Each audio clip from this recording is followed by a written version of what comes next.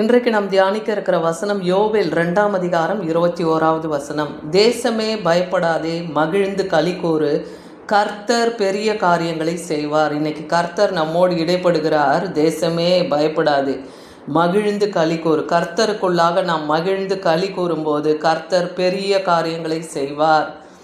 ஏன் இந்த வார்த்தை கடந்து வருதுன்னா, இஸ்ரவேல் ஜனங்கள் தன் அக்கிரமங்கள் பாவங்களை விட்டு தேவனிடத்துல திரும்பி அவர்கள் மனஸ்தாபப்பட்டு, அதாவது இந்த யோவேல் 2ஆம் அதிகாரம் 14வது வசனம் சொல்லுது, ஒருவேளை அவர் திரும்பி மனஸ்தாபப்பட்டு உங்கள் தேவனாகிய கர்த்தருக்கு போஜன பலி பான பலிகளையும் செலுத்துகிறதுக்கான ஆசீர்வாதத்தை தந்தருள்வார். நம்ம அக்கிரமங்களையும் பாவங்களையும் தேவன் மன்னிக்க தயை பெருத்தவர் இல்லையா?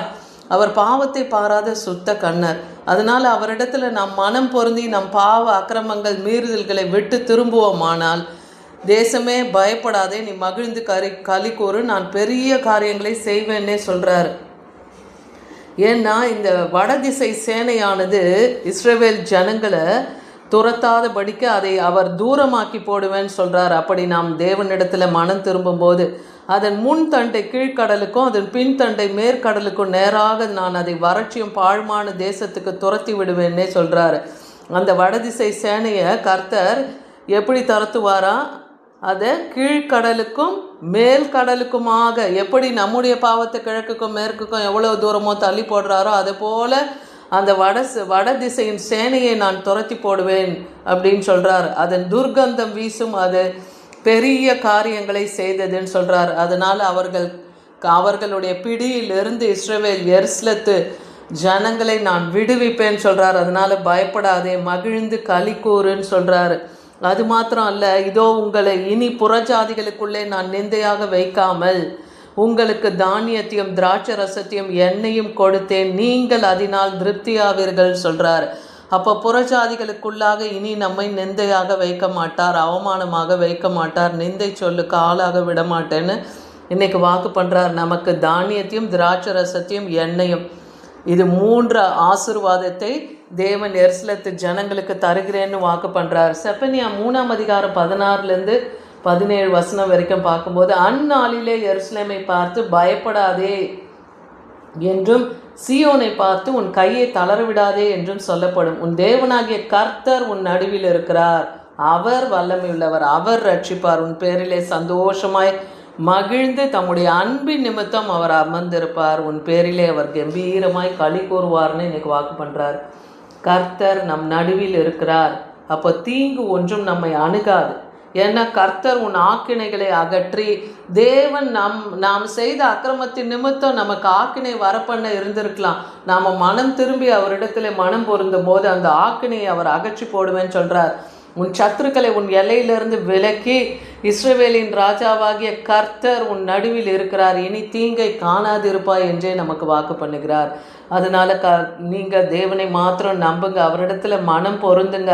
ஏன்னா ஒரு நாளும் நமக்கு இதை தான் கற்றுத்தரார். ஏன் நமக்கு நன்மை தடைப்படுகிறது இல்லையா? ஏன் நாம் விரும்பின காரியம் நம்முடைய கரத்துக்கு இன்னும் வராமல் இருக்கிறது, தாமதம் ஏன் ஏற்படுதுன்னா, இதுதான் நாம் தேவனுக்கு பிரியமில்லாமல் நடக்கிறது, தேவனை ஏதாவது கோபம் எரிச்சல் படுத்தி இருக்கிறது, தேவனுக்கு செலுத்த வேண்டிய கனத்தை நாம் செலுத்தாமல் இருக்கும்போது, இப்படி பல காரியங்களை சொல்லலாம். இதெல்லாம் தான் நமக்கு நன்மை வராதபடிக்கு, தேவன் பெரிய காரியங்களுக்கு நமக்கு செய்ய முடியாதபடிக்கு இருக்கிற தடையாக இருக்குது. ஆனால் தேவன் நமக்கு எப்படி இருக்கிறார்?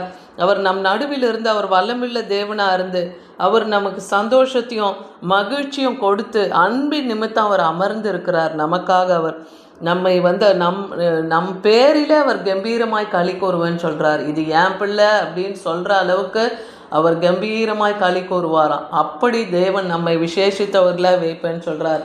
ஏசாயா 54ஆம் அதிகாரம் 4வது வசனத்தில் பார்க்குறோம், பயப்படாதே நீ வெட்கப்படுவதில்லை, ஞானாதே நீ இளைச்சி அடைவதில்லை, நீ உன் வாலிபத்தின் வெட்கத்தை நீ மறந்து உன் விதவை இருப்பின் நிந்தையை இனி நினையாது இருப்பாயின்னு வாக்கு பண்ணுறார். இது பெண்களுக்கான அதிகாரமாக இருக்குது இந்த ஏசாயா 54ஆம் அதிகாரமே. அப்போ பெண்கள் கைவிடப்பட்ட நிலையில் இருக்கிறவளே, இளம் விதவைகளே இல்லையா, புருஷனால் கைவிடப்பட்ட நிலையில் இருக்கிறவங்க, திருமணமாகியும் அப்படி இருக்கிறவங்க, அதே போல் பிரிந்து வாழ்கிற பெண்களை குறித்தோம். இதெல்லாம் தான் இந்த 54வது ஏசாயா 54 அதிகாரம் குறிப்பிடுது.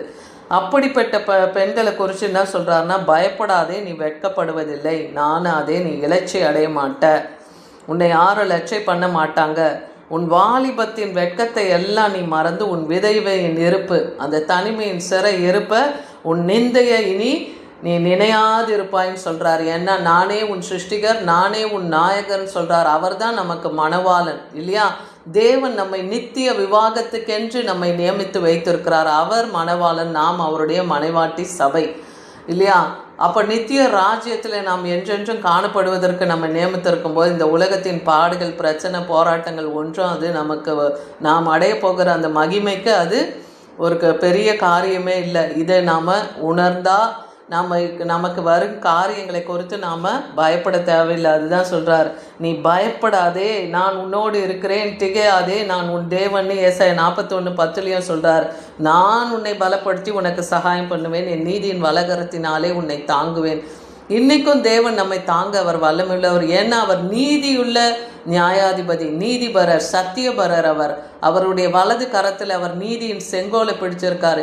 இன்றைக்கி உங்களுக்கு விரோதமாக நடக்கிற நியாயக்கேட்டுக்கெல்லாம் தேவன் நிச்சயமாக பதில் தருவார். சங்கீதம் 126 1 2 3 வசனத்தில் பார்க்கும்போது, சீயோனின் சிறையிருப்பை மாற்றும் போது அது அவங்களுக்கு எப்படி இருக்குமா? சொப்பனம் காண்பது போல இருக்குமா? அப்படி சடுதியில் அந்த காரியத்தை தேவன் மாற்றி போட வல்லமை உள்ளவராக இருக்கிறார். அதே போல் நம்முடைய நாவு ஆனந்த சத்தத்தினாலும் நம்முடைய நாவு ஆனந்த களிப்பினாலையும் தேவன் நிரப்புவேன்னு சொல்கிறார். அப்பொழுது கர்த்தர் இவர்களுக்கு பெரிய காரியங்களை செய்தார் என்று புறஜாதிகள் மத்தியிலே சொல்லப்படுமா?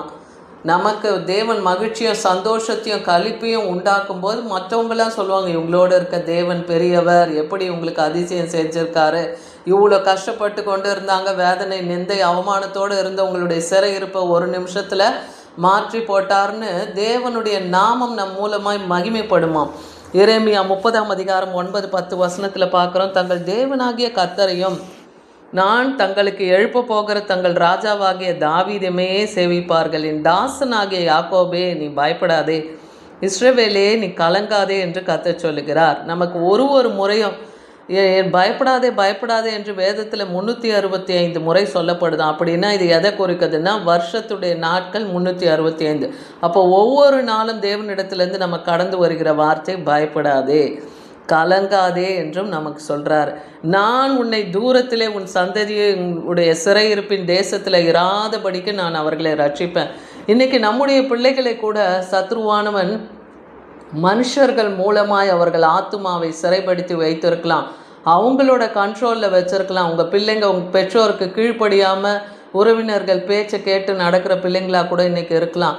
அது நீங்கள் அவங்களை எந்த விதத்துலேயும் சரி பண்ண முடியாத ஒரு சூழ்நிலையில் கூட நீங்கள் இருக்கலாம். ஆனால் இன்றைக்கி கர்த்தர் சொல்கிறார், உன் சந்ததியை அப்படிப்பட்ட சிறையிருப்பிலிருந்து நான் ரட்சிப்பேன், திரும்பி வந்து நீங்கள்லாம் சுகித்து இருப்பீங்க, அவரவர் எல்லையில் நீங்கள் சுகித்து இருப்பீங்கன்னு இன்றைக்கி வாக்கு பண்ணுறார். அதை போல் சிறைப்பட்ட போயிருக்கிற உங்கள் பிள்ளைகளுக்காக ஒரு நாளும் கண்ணீர் விட்டு கதறுகிற நீங்கள், கர்த்தர் உங்களுக்காக யுத்தத்தை செய்து அந்த சிறையிருப்பிலிருந்து அவர்களை மீட்டு கொடுப்பார். விசுவாசிங்க.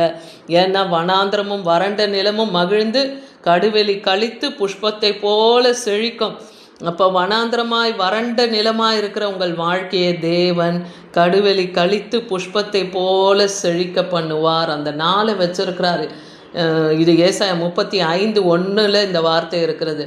அப்போ எல்லாருக்குமே ஒரு துன்பமான காலம் உண்டு, இனிமையான காலத்தை தேவன் வைத்திருக்கிறார் இல்லையா? அழ ஒரு காலம், நகைக்க ஒரு காலம் எல்லாருக்குமே இருக்குது. இப்போ போராட்டத்தின் சூழ்நிலை, துன்பத்தில், நிந்தையில், அவமானத்தில் இருந்தாலும் ஒரு நேரம் வரும்போது நீங்கள் மனதுருகி தேவனிடத்தில் மனம் பொருந்தும் போது எல்லா துக்கத்தையும் மாற்றி உங்களை சந்தோஷமாக்குவார். 1 சாமுவேல் 12:24 பார்க்குறோம். இதுக்கு நாம் என்ன செய்யணும்னா, கர்த்தருக்கு பயந்து உங்கள் முழு இருதயத்தோடு உண்மையாய் அவரை சேவிக்க கடவீர்கள். அப்போ உங்கள் நிந்தை அவமானம் மாறணும், கர்த்தர் உங்களுக்கு பெரிய காரணத்தை செய்யணும்னா, முதலாவது தேவனிடத்தில் முழு இருதயத்தோடு அன்பு கூறுங்க, அவரை சேவிங்க. அவர் உங்களிடத்தில் எவ்வளவு மகிமையான காரியங்களை செய்தார் என்று சிந்தித்து பாருங்கள். இதுக்கு முன்னாடியும் கர்த்தர் செய்த நன்மைகளை ஒவ்வொரு நாளும் நம்ம சொல்லி சொல்லி துதிக்கணும் இல்லையா? தேவனை மகிமைப்படுத்தணும்ல. அப்போ தேவனை நீங்கள் மகிமைப்படுத்தும் போது அவர் இறங்கி உங்களுக்கு கிரியை செய்வார். முழு இருதயத்தோடு நீங்கள் அவரை நோக்கி பார்க்கும்போது கர்த்தர் சிறையிருப்பை மாற்றி உங்களுக்கு பெரிய காரியங்களை உண்டு பண்ணுவார். 1 சாமுவேல் 12:16 சொல்லுது, கர்த்தர் உங்களுக்கு கண்களுக்கு முன்பாக செய்யும் பெரிய காரியத்தை நின்று பாருங்கள். ஏன்னா இந்த யுத்தம் கர்த்தருடையது, ஜெயமோ கர்த்தரால் வரும்.